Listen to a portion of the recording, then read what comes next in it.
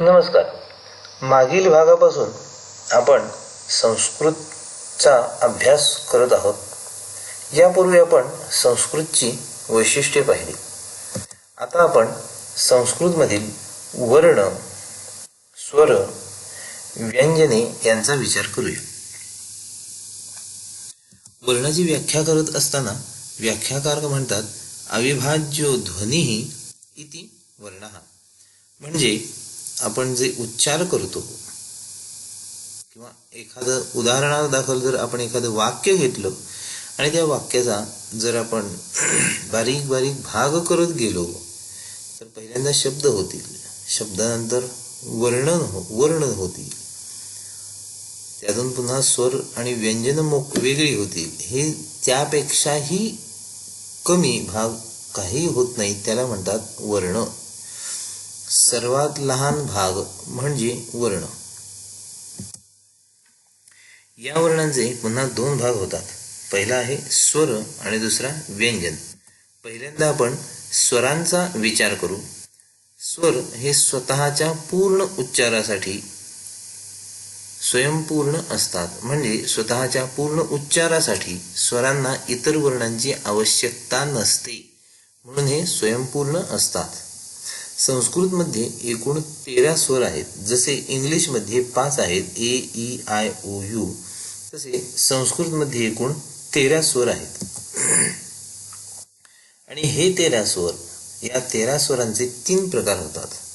पहिला प्रकार आहे ह्रस्व स्वर किंवा याला एकमात्रिक असंही म्हणतात. हे आहेत अ, ई, उ, ऋ आणि ऋ. यांना म्हणतात एकमात्रिक स्वर. मात्रा म्हणजे स्वरांचा किंवा वर्णांचा उच्चार करण्यासाठी जो कमीत कमी वेळ लागतो, जो कालावधी लागतो, त्या वेळेला मात्रा असं म्हणतात. दुसरा प्रकार आहे दीर्घ स्वर. ते आहेत आ, ई, उ आणि ऋ. यांना दीर्घ स्वर म्हणतात किंवा द्विमात्रिक स्वर असंही म्हणतात. पुढचा प्रकार आहे मिश्र स्वर. ते असे ए, ऐ, ओ आणि औ. या मिश्र स्वरांना विकृत स्वर असंही म्हणतात. विकृत म्हणतात याचं कारण हे दोन स्वर एकत्र येऊन बनतात. उदाहरण दाखल पाहू. अ आणि ई हे दोन स्वर जेव्हा एकत्र येतात, या दोन स्वरांचा जेव्हा संधी होतो, तेव्हा त्या ठिकाणी ए हा स्वर निर्माण होतो. त्याचप्रमाणे अ आणि उ हे दोन स्वर एकत्र येऊन ओ हा स्वर निर्माण होतो. महत्वाचं, ज्या शब्दांचा शेवट स्वरांनी होतो त्या शब्दांना स्वरांत शब्द असं म्हणतात. उदाहरणार्थ राम, हरी, भानू. पुढचा भाग आहे व्यंजन. उच्चारांच्या दृष्टीने व्यंजने स्वयंपूर्ण नसतात. पूर्ण उच्चारासाठी त्यांना स्वरांची मदत घ्यावी लागते.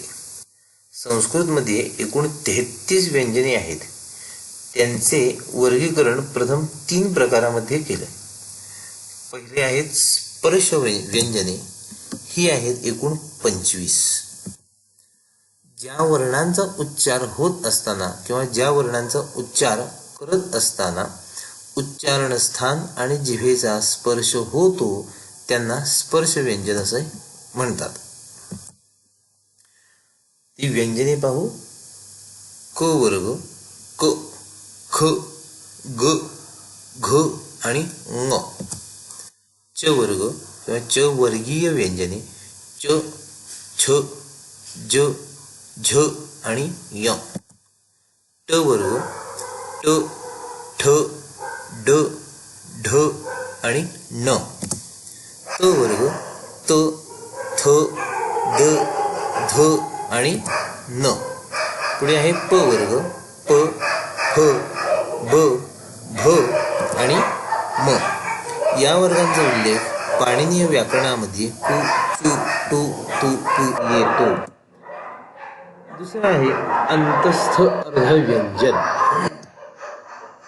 ज्या वर्णांचा उच्चार करत असताना उच्चारण स्थानांना जिभेचा पूर्ण स्पर्श न होता किंचित स्पर्श होतो त्या वर्णांना अंतस्थ अर्धस्वर किंवा अंतस्थ अर्ध व्यंजन असं म्हणतात.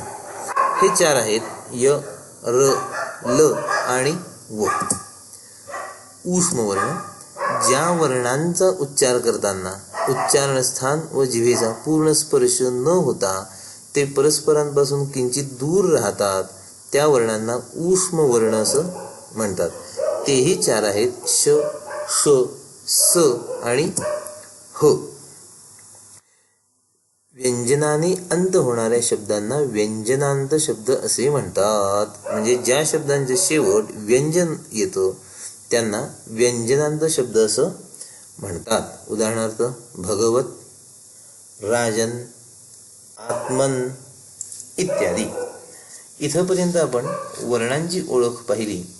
उद्यापासून आपण वाक्यविचार म्हणजे शब्द, शब्दांची रूप, शब्दांचे प्रकार आणि शब्दांचं अध्ययन, त्याचप्रमाणे सर्वनामाचंही अध्ययन सुरू करत आहोत. धन्यवाद.